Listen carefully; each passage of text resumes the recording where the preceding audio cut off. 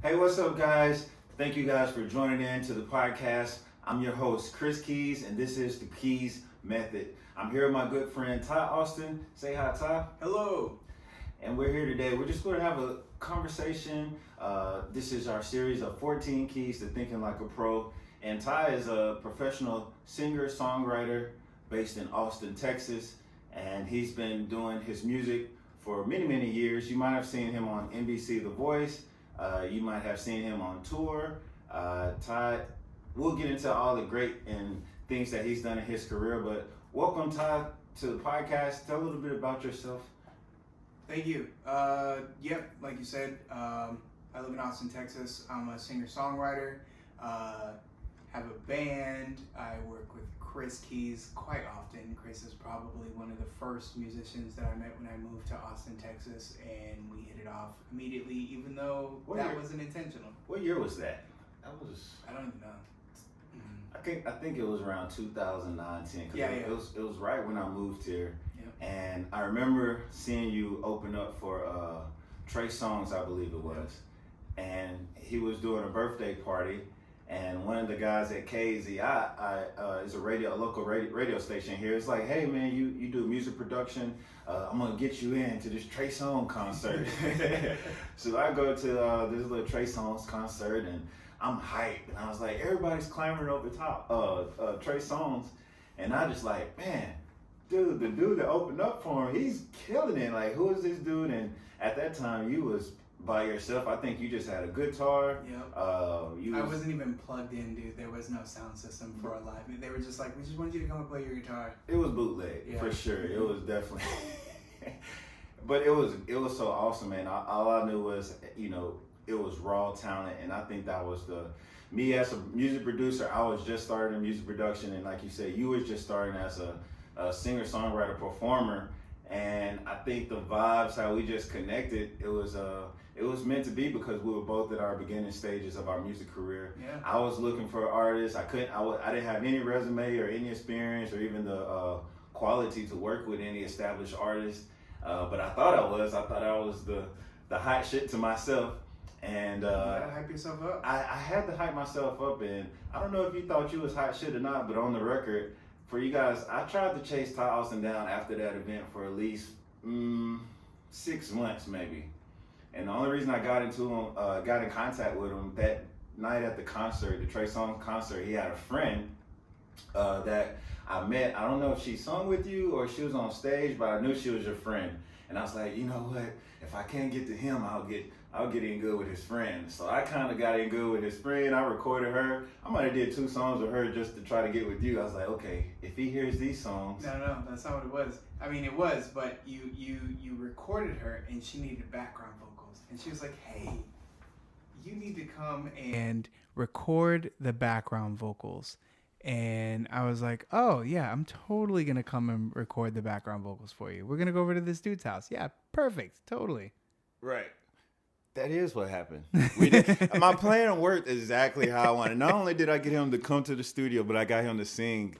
And man, I mean, I think from there on, it was like, oh, wow, man, this is my first song with some good vocals I don't have to use auto-tune. And I think you just did like some harmony, like some That was it. Yeah. It was 3 notes, but it was my first time. I was like, oh, you're stacking vocals and harmonies, and yeah, it was awesome. So I think that was, like I said, 10 years ago. Let's talk about how did you take that? Because what were you doing at the time? I was working for the local newspaper here, and music was just a thing on the side, like I was trying to, it's back in the days of MySpace at least. And I was like, okay, let me try to put my songs up on MySpace and see what happens, MySpace days. Yeah, MySpace.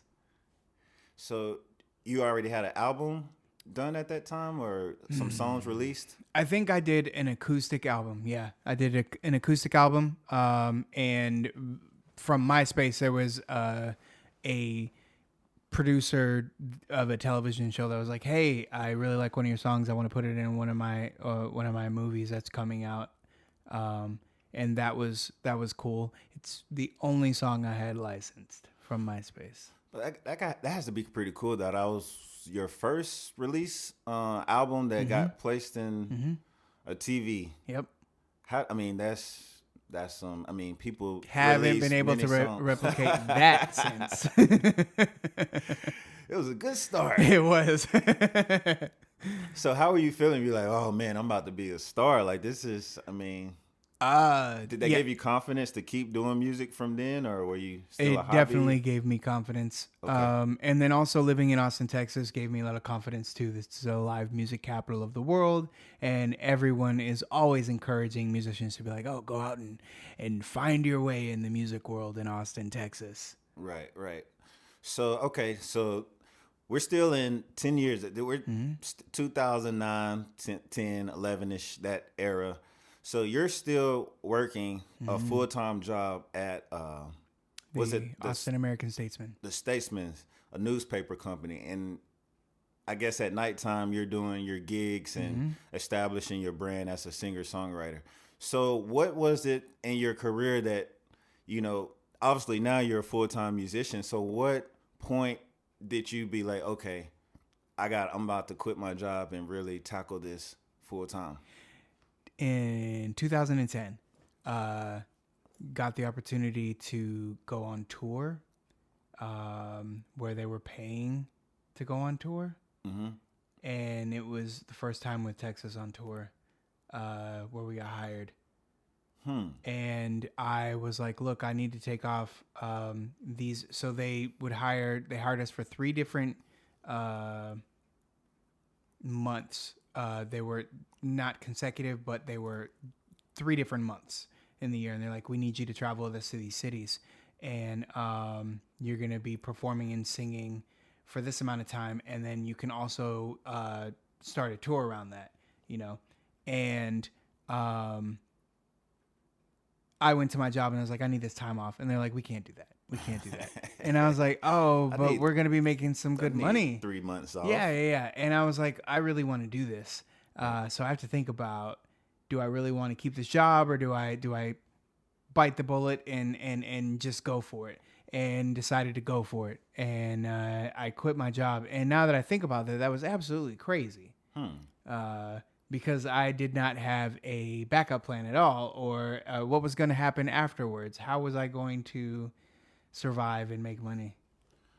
That's kind of interesting because, taking that leap of faith is necessary at some point in time. But, it's just interesting to hear you say, I didn't have a backup plan. Most people would be like, all right, I'm going to take this leap, but I got a little safety net if this don't work out. Not one safety net anywhere. So did that kind of make you go harder once you quit your job, or? Definitely. When I was working my job, I was doing a lot of gigs on the side, and I thought I was doing a lot of gigs on the side. So what do you like? What's a number you say for at that time? Like how many gigs a week you? Or a month. I feel like I was probably doing like 3 gigs per week. So it could have been the same amount of gigs, just the quality of gigs. Yeah. Yep. That's exactly what. Yeah. Well, I think there was a period that happened afterwards where there was a lot of gigs. I was trying to just make up for that loss of income, but also trying to build up my fan base and write some cool songs and perform cool songs.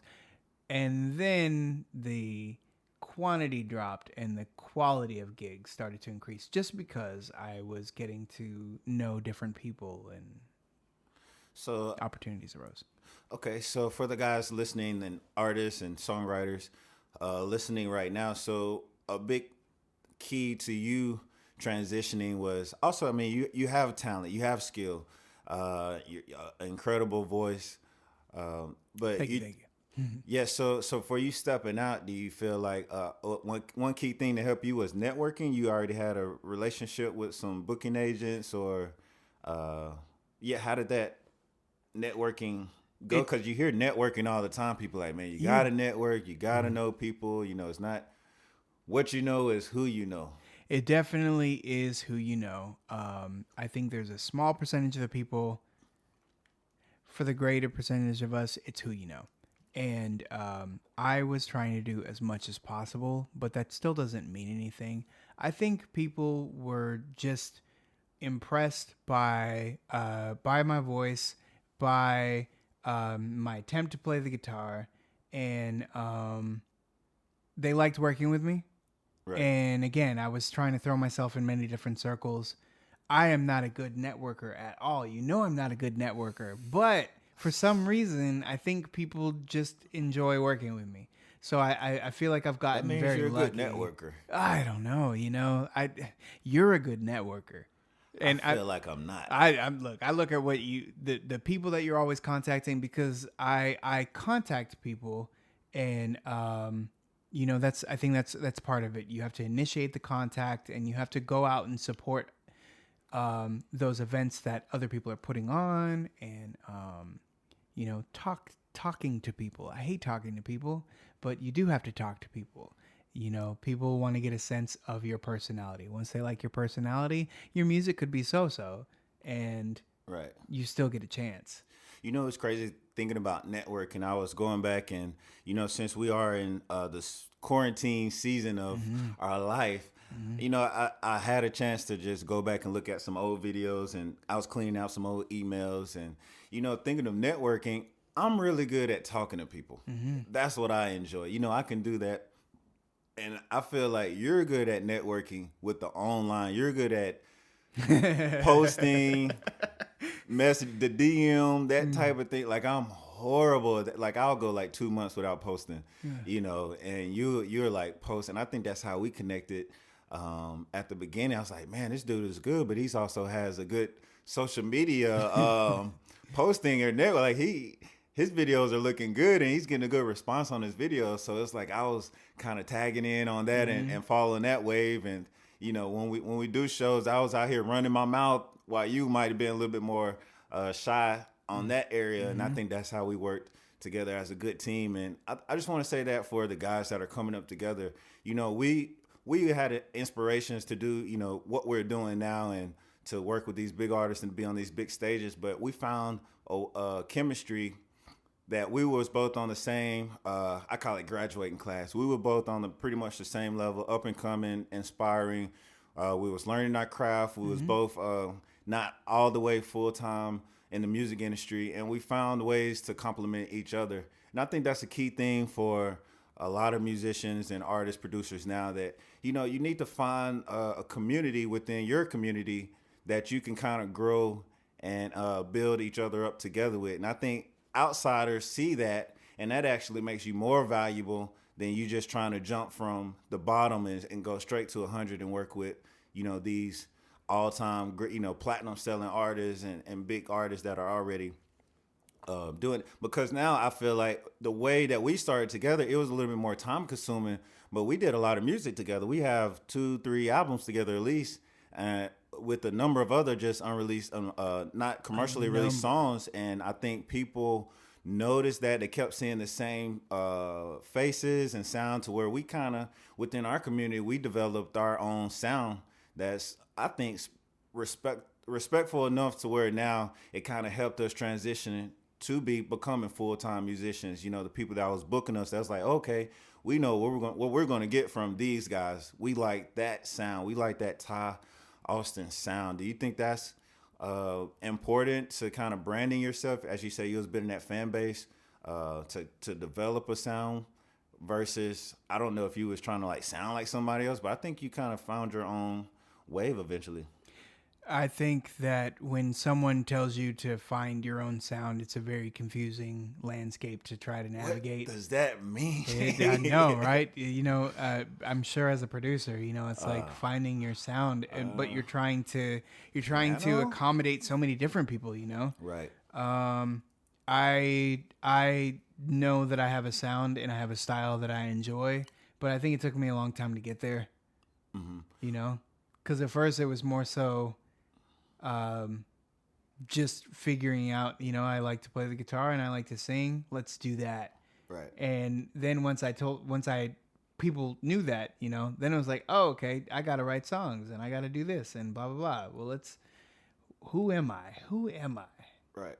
I think that's a constant question we all continually have to answer in our career. It's not one answer and be like, okay, this is set. This is who I am. Done. The next 30 years, boom. I don't think it happens like that. I think we're constantly reevaluating ourselves. You know, the music changes so fast. The frequencies change that we find our style. We're developing our style, but we do have to kind of stay relevant to what's going on in today's industry. So that kind of transitions me to this next question. So when you're, say, recording an album mode, like what's your process to recording songs? You know, I've heard a lot of people have different methods. You have memos in your phone, or how do you just start a process when you're in album mode? When I'm in album mode, Or is it different when you're in album mode versus just not in album mode every day?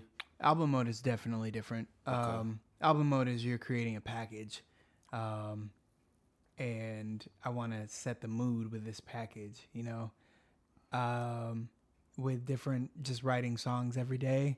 It's they're the same, but then they're different. You know, I do make a lot of voice memos. I got a lot of melodies and a lot of guitar lines, I guess, or chords in my phone that I don't want to forget, that I may not be able to finish right then. They're but just I like spare the moment riding in the car. I have an definitely, especially when I'm in the car, because, you know, driving from however long, you know, and I'm listening to a song or something, and then I heard a melody, and I was like, oh, let me press record real quick and get that down, and then I'll come back to it, you know. Or maybe sometimes the inspiration hits you really hard, and you finish a song very quickly, you know. But it could be melody, it could be verse, it could be the chorus. I never know what's coming first, but I do try to get the chorus as quickly as possible. The chorus. The chorus. I love the chorus. The chorus is always my favorite part of the song. I think it's everyone's favorite part of the song. It's definitely what drives a song. Yeah. Most songs. So typically your creative process, there's no direction for you to start. It's a lot of the times it's random, and again, I don't know if it's the verse or the chorus that comes first, but when a song hits me, I do try to tackle that chorus first. So let's just take an example for the ones that know Ty Austin. Austin, like you said, he's a very has a lot of music out there, but one of your most popular songs that's playing on Pandora, and I know it's playing at the radio, a couple radio stations and airport, is Whiskey, I think. Whiskey, yeah. So what's your creative process with that? Did that start with the chorus or verse, music? How did that come along? With Whiskey, that started with definitely started with the chords first. On the guitar. Yeah, because I was like bluesy, country type sound, and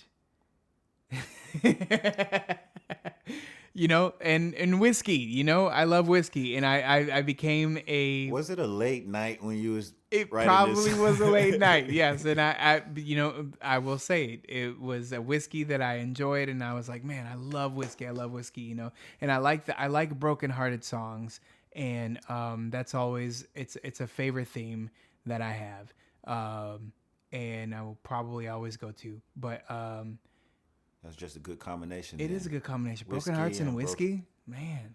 So just for the record, what's your favorite whiskey? Bullet bourbon. Bullet bourbon. Yeah. Okay. It's delicious. All right. Okay. So let's just go back to the formatting of songs for you. So you knew that you had some bluesy chords, and you know, once you find your chord progression, what's next? Now, I mean, like, because were you writing this song? Was this a song you wrote in album mode, or is this just an idea? That was ideal mode. It was just a song that I was struck to write about, and I was like, I gotta get it out. So you had this song kind of idea, the direction before you started writing for your album. Yep. It was a song first. Album concept came later. Okay. So for the ones that are creating, and, you know, they have these same voice memos in their phones, and, you know, I encourage people, if you are a creator and a songwriter, don't put the pressure on yourself to just go in the studio, or, you know, now that you want to record a song the way you have to write everything on pen and pad. Like, that's that's a facade. You know, once you really get down to creating music and you do this full time, or you want to create a nice body of work, it's okay to write down song ideas or jot down little 15-second ideas, because that will help you in the studio to knock out songs when you work with a professional. Because we like to work, you know, most professionals, we like to do more than one song a day if we're in album mode, at least 3 ideas, you know. So if you have 50 song ideas or little ideas in your phone, you're going to bring something to the table when you go to the studio. If you only have 2 or 3 ideas in your phone, you're not really bringing much to the table, and that's going to put a lot of pressure on yourself to work very fast and come up with quality work when you're on the time, to try to meet deadlines. So, quick side note, but back to what we were saying. So, when you're formatting the Whiskey song, how did you take that song from just a random idea and okay, I'm in the album mode, I kind of have a direction how I want this album to feel? How did you start structuring that song to write your lyrics and your melody to that? Where you going? Because genres kind of, you know, there's no direction and nobody wants to put you in a box, but, you know, most choruses have an intro, a verse, chorus, so, you know, some type of direction. So when did you decide, okay, Whiskey, this is kind of the direction or genre I want to stick to? So I was definitely inspired by Gary Clark Jr. Another Austin Knight. Definitely. Shout out to Gary. Yeah, I enjoy his performances. I enjoy it was anybody that performs with a band, I enjoy. PJ Morton, great. So when it came to the album, I was like, I just want a live music feel, and that was the concept of the album, concept of the song. I just wanted to make sure that band members were heard, and that live music experience it comes across while you're listening to the album. That's what I was going for. So I had the concept, and I was like, so with all of these songs, we don't need a lot of synthy type. You know, I don't know the terminology like you would know the terminology. Yeah, overproduced. Right. And I mean, there's nothing wrong with those type of songs. I just wasn't going for pop, like a pop album. You know what I mean? Mm-hmm. I was going more traditional live music, and that's what I wanted out of this. You know, I think it was very successful in accomplishing that. So. Yeah, it's kind of interesting. I feel like this album was a big growth in your just your music maturity and career, because you go from your other albums, and I've been blessed to be a part of majority of your albums, but the album before this last one, I Belong to You, which Whiskey was on, it was more pop driven, more the previous what was the previous one? Dreaming Big. Yeah, no, I'm saying Whiskey was on I Belong to You. So mm-hmm. So the Dreaming Big album, and even the one before that, your other album, The Experience, the title, mm-hmm. Like those albums were a little bit more pop driven, top 40, but like more commercially driven, mm-hmm. to where this one I feel like you kind of found yourself and being like, okay, not saying fuck the radio, but you know, I'm gonna do what feels good to me. I found myself in this, and I think that was that bluesy, mm-hmm. Soulful type vibe. Yeah, and I think it worked for the album, because I think a lot of people enjoy those type of songs just as much as they enjoy pop songs. And so did you enjoy working on this album more than your previous albums? Yes, I did. And honestly, it all comes down to creative. I just felt more freedom in using live instrumentation. Creative control. Yeah, I felt a part of the process. And, you know, we produced, we demoed a lot of those songs here at my studio. Mm-hmm, mm-hmm. Shout out to Orb Studios, yep, and Matt Noveski, mm-hmm. and the whole crew over there for taking these ideas with the piano and the guitar and transition these songs to a full band. Yeah. And capturing that sound and that feeling. So shout out to Orb Studios for sure. Yep. So what for those listening out, we've kind of taken them through a whole process of, you know, basically a 10-year career of your career, but somebody starting out that might have a gig, a job right now, and but they also have a talent. They've wrote some songs. They might be performing a little bit here and there. And we've kind of taken you through your 10-year process. So to wrap everything up, like, what would be your advice to somebody listening to be like, hey, you know, my story is kind of similar to Ty's. You know, I have a job and, you know, I want to try to shoot and being that in 10 years from now, I want to be doing music full time and go on tour and write some good songs, have my songs played in airports and on radio and all the cool things that you've done in your career. Like, what steps or advice do you have for those guys? I would say write as much as possible. Try to record as many ideas as you can. I was trying to figure out whether or not there, you know, the phrase "there are no bad ideas." I don't know if that's true. There's no bad ideas. I do feel that you can take any idea and flesh it out and turn it into something cool.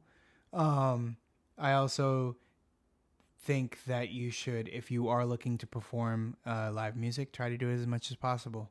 Find people that enjoy performing, that enjoy playing music or whatever. You can always find somebody that wants to play the guitar or play the drums or I don't know, you know. And if live performance isn't what you're doing, you know, maybe you just want to write songs. Join or start your own writer circle, you know, where you guys kind of elevate in each other and you have a prompt each week or something and co-writing. That's also a hard skill to develop, but that does wonders. It's one that I am working on myself. Co-write, and learn that you may be the greatest writer in the world, but there's nothing like an ego check than trying to write with somebody else, because you get two great writers and everybody thinks they're the best. So let's make that happen. Most definitely. You know, I think that is a key thing with musicians and just a sustaining in the music industry. If you guys do your research, you'll find out that the best songs that are out today and that have been out for years have all came through collaborations. You know, some of the biggest songs that you probably ever heard or like, if you go back and look at the credits, it's probably 4 to 6 people that collaborated together to write that song. It's not just that one producer or just that artist. There might have been 3 other songwriters on it. It might have been 2 other producers. I know for me personally, I don't have like just a huge billion gazillion sales records, but the songs that I do have that have peaked on #1 the billboards or I'm not the billboards, iTunes, or that have reached on the billboards. All of those songs have been a major collaborations between at least 4 or 5 people. It's been 3 songwriters and at least 2 producers. On all of those songs. And that even the 3 songwriters, 2 producers, that's on this. That's a small amount of people compared to the normal. Yeah. You know. Yeah. So let's talk about that just real quickly. So your collaboration with other people. Now you started as a singer-songwriter. Yep. Just for those that, okay, because I've had this topic, I want to start a band. You started a band from when I saw you, like I said, just a guitar, not even amped up. You couldn't even go through, we couldn't even get you through the house. Yep. So how are you now, over the years, put together, what's your biggest band when people, 11-piece band or 15? A 9-piece band? A 9-piece band. So that's pretty incredible to have on call. How does somebody build that? I think it's the networking, or I don't really know how that works. Some people like working with me, so that's cool. And then I have the idea in my head that I don't just want your normal 5-piece band. You know, I want horns and I want background singers, and you kind of have to. I am at times a co-music director, you know, where I'm like, okay, I want to make sure that these parts are heard and these parts are heard. So when you're looking for other people in bands, when you're looking for musicians to add to your band, Facebook obviously, is a great resource. I think that I found one person on Craigslist, and that's always a really funny story. I posted an ad on Craigslist. I don't go on Craigslist anymore, but still. But that was your beginner days. It definitely was the beginning. And I mean, look, that you can find a musician anywhere. You go out to shows, and you can find musicians playing all the time. And just talking to people, message them on Instagram and say, hey, I am trying to put together a band. Are you interested? Do you have the time? And then, yeah, you work with people, and some people fall off to the wayside because maybe it doesn't work out, or maybe their communication is terrible. Maybe your communication is terrible. But I think the biggest thing of putting together a band is make sure that you pay your musicians. Got to pay the band. You do. You know, even if they know that they're not making a ton of money, you know, let them make that decision whether or not they're, you know, don't string them along or anything like that. But, you know, just sometimes people will roll with you even though you're not making a ton of money. And that's really cool because, you know, they believe in your vision. Try to inspire people that are on your journey, you know, and make sure you pay your band. Pay your band. And if you're going to shows, pay that cover charge, you know. Buy the drinks. Tip your bartenders. I don't know what I'm saying, but I just want everybody to equally be successful. No, you're right. It's definitely, it's a recycling. Everybody needs each other for sure. Right, they do, yeah. Yeah, for sure. All right, so we're going to kind of wrap it up a little bit with that. Yes. But yeah, I hope you guys are getting a lot of information out of this. Like I said, it's a very special moment that, you know, you're talking to two individuals who actually have lived a decade of music together and went through a lot of waves, guys. Like, we're not just sitting here just telling you what we heard and blowing a bunch of smoke up your butt. You know, we've actually went through, you know, gigs where, you know, it might have cost us $10, $15, $20 out of pocket to when we finally start making $15 in a drink tab. You know, we thought we had made it. $15 is split between 3 people. You know, I mean, those are the steps and those are the memories that we have that make today very special, that we can now sit here and try to give back some words of encouragement or some type of little nuggets that you can take and hopefully not take 10 years to get where we're at. That's the whole goal of this. You know, we're not saying that we're the experts. We just want you to elevate your success a little quicker than what we have. And man, if you get further than what we have, man, please start you a podcast or some type of information channel, because we want to learn from you. Like, and that's what we're talking about. This music industry, once you get to a certain point, I know it's hard when you don't have anything to open up your hand to give, but once you get to a certain point, and like me and Ty, we've been doing this, man, everybody can win. You know, it's not, oh, he has a hot record, I lose, or he's doing a show, I lose. Like, trust me, when Ty does good, I do good. When I do good, Ty does good. When we do good as a band, the community does good. When the community does good, everybody does good. So it starts very, very small with just you taking the steps to be the best you can be and leave the ego at the door and collaborate. That's a huge, huge, huge part of making it to the next level. Writing songs, being creative. Hey, if you want to be called a creator, do that. Wake up and create, you know, find your rhythm, create. And then from there, you know, it's simply just having fun and letting the universe do what it's supposed to do. And if you be consistent with your craft, good things will always, always work out, especially with hard work. You hear it over and over, but man, Ty, we just went through the whole story. It was hard work, working 2 jobs, quitting this job, taking a leap of faith, not having a backup plan, having confidence in himself. And we didn't even talk about it, but we can just jump on this real quick. I know this from your personally being around you. Once you took that leap of faith, it wasn't even all roses. You went through some, I guess you could say, bad contractor music in it. I mean, just stuff that happens. I don't know how much you want to get into it. We did, and I feel like that could be another podcast. That is a whole deep because story. that's a whole it's. But just the mentality of not quitting, You're going to go through stuff. Yeah. And it's about consistency. And, hey, man, only the strong survive in this game. Mm-hmm. So, yeah. So, with that being said, thank you guys for tuning in. This is another episode of the KeyZ Method. And you guys be creative.